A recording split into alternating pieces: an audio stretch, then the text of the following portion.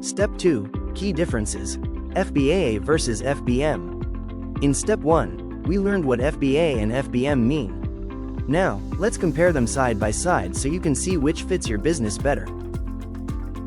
Delivery speed. FBA. Prime shipping, 1 or 2 days. FBM. Your shipping times. FBA gives your products the Prime badge, meaning faster shipping and higher customer trust. With FBM, delivery speed depends on your own shipping process. Storage and inventory. FBA. Amazon warehouses. FBM. Your own storage. With FBA, Amazon stores your products in their fulfillment centers. FBM means you need to store them yourself, whether at home or in a rented space.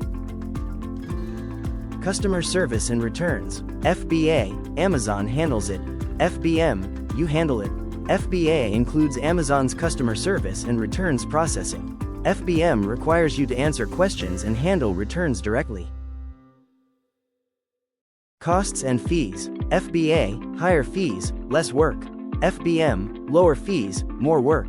FBA charges storage and fulfillment fees, but saves you time.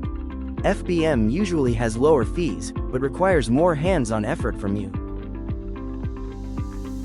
Control and branding. FBA, Amazon controls packaging.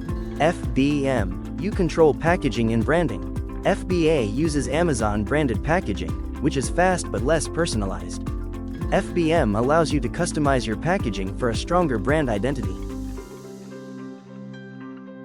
In short, FBA is faster and easier.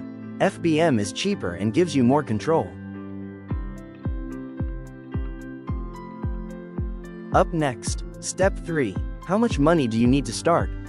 Now that you understand the differences, let's talk about money. Exactly how much you'll need to start your Amazon business.